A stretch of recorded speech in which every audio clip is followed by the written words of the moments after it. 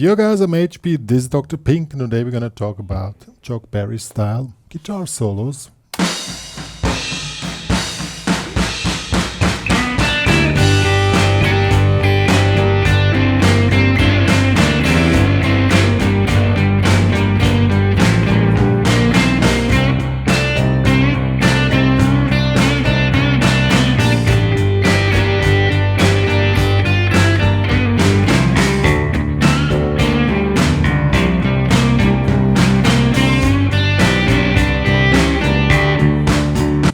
And so on.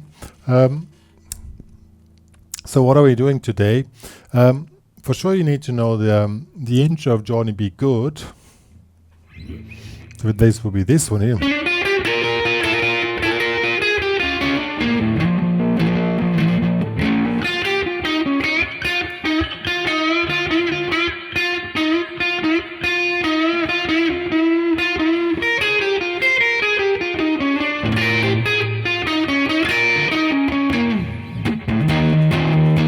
And so on.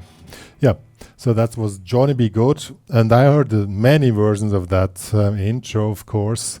Also one where Chuck Berry was really drunk. You could hardly recognize the intro. So, and when you listen more to Chuck Berry, you notice that he's using more or less a lot of the same licks in different variations, and we're going to figure out those licks and how to use them in different variations. Why is this so crucial? I can tell my little story here to highlight why we're doing this tutorial here.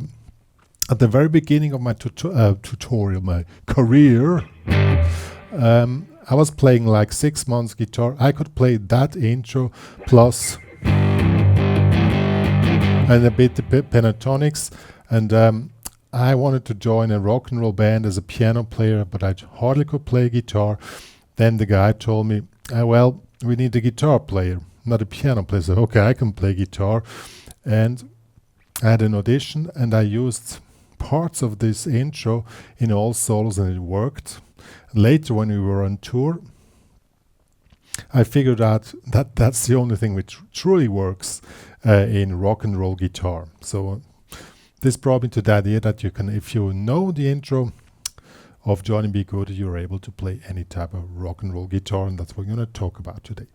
By the way, the band is still touring. The guy's a Swiss rock and roll piano player called Hamp Goes Wild. He's still on tour. And later I joined Elvis Impersonator.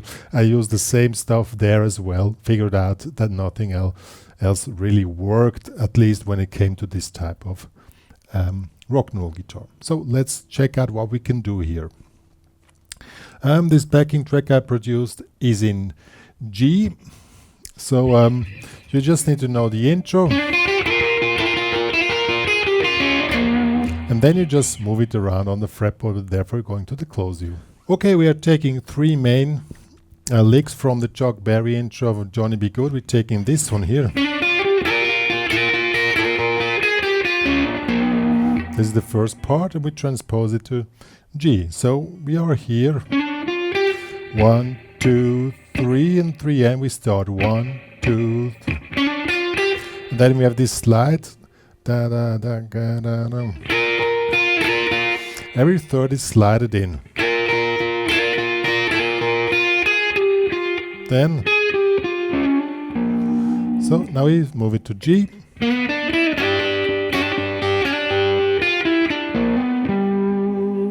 So let's put this in the tune.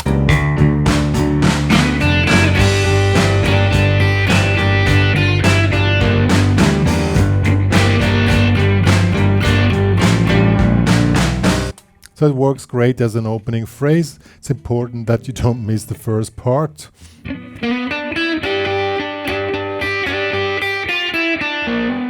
Or you can even shorten it up.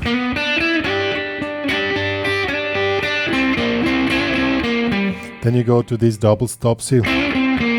Let's do this, but we're using the opening phrase.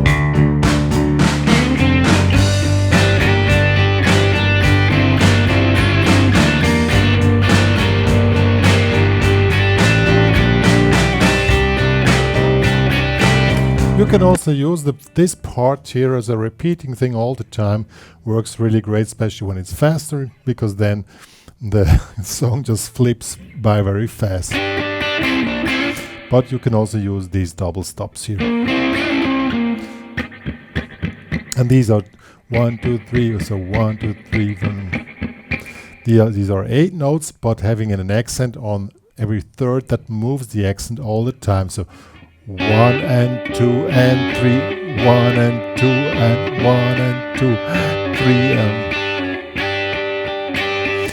and that's basically the trick.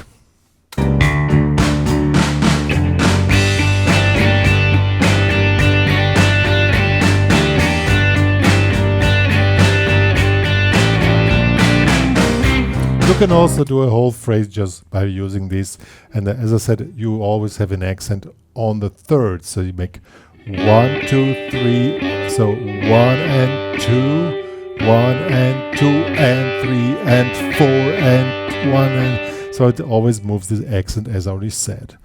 Then the second one would this one here.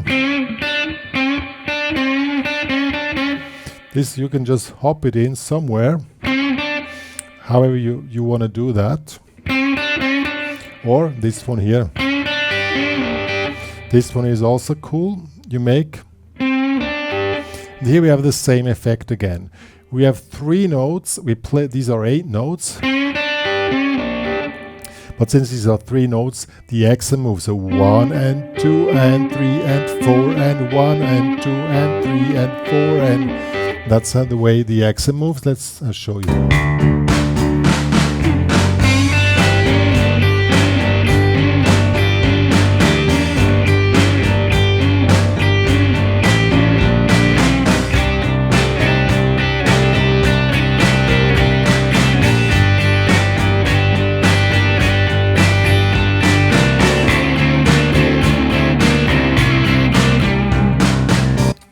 So the basic trick is you have these 3 notes which move the accent. You can also do this. Same trick again. We have double stop, slight bending, 1 and 2 and 3 and 4 and 1. So we have 3 different types of those licks. Okay? So let's do this now. I'll show you all 3 in a row.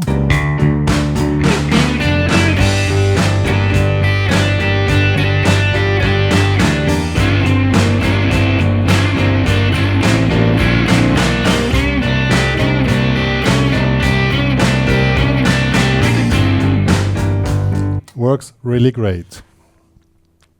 Yeah, now comes the problem.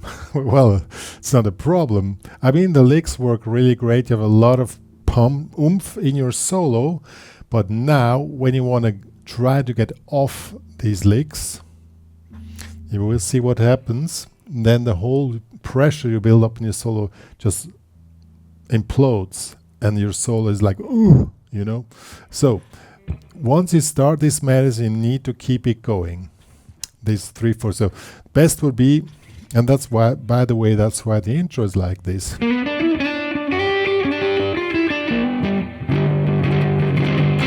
So we have the same thing from up here, we have it down here again.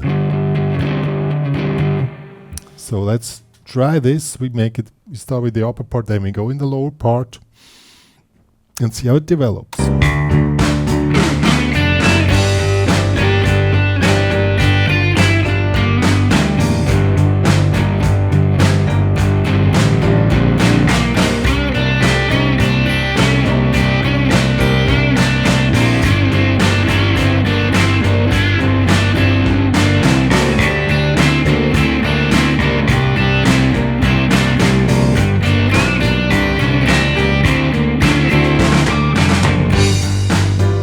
As you could hear, I kept the pressure up because I never left the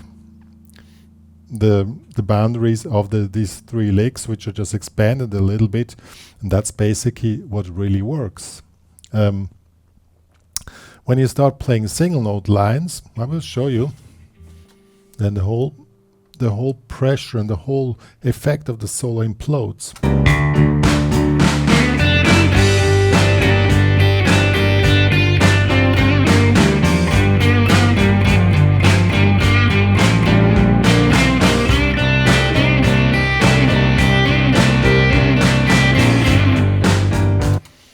As you see, well, it works, but you know, it doesn't have the same effect which a solo in this style should have, and that's why probably I would say for sure Chuck Berry didn't really change much, because that's what works. That what pushes the audience and say, wow, that was really cool. So the best is just to figure out the intro of Johnny B. Good, check the main licks. I'm gonna write them down for you guys, no problem. Then you make variations of them, and that's it. And then you just move them around in the keys. That works really great. Maybe one additional idea which works. Again, a figure of 3. Let me make, instead of sliding, you make, so 1, 2, 3, 1, 2, 3. Again, same 1 and 2 and 3 and 4 and 1 and. So it's again the same system, which also works, I'll show you.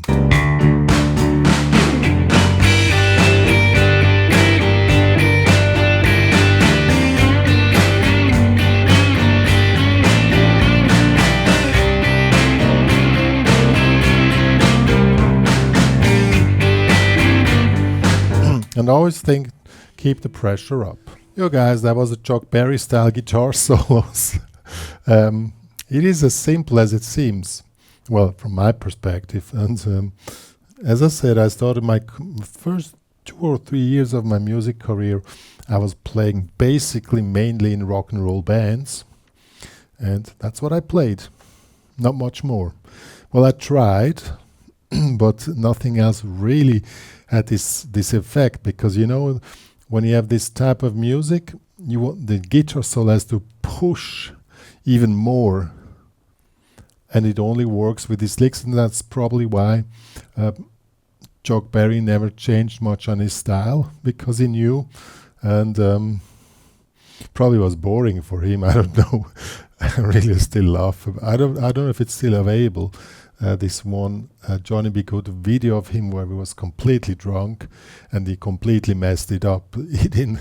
He was basically playing the wrong key, and yeah, it was really funny. Yeah.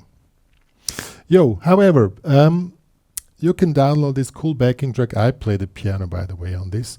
I already told you I wanted to join the rock and roll band as a piano player, and the guy said we need a guitar player, and so that is came. But I made the backing track. I'm gonna write down those licks that you see what I was talking about, and then it's gonna be available in Guitar Profile as well. No more to say. I hope you enjoyed this little tutorial. If you love my channel, please share to the world that me and Dr. Pink are existing, and please also join the HPCrazy Guitar Academy in order to support the work which me and Dr. Pink are doing for the guitar community. See you guys.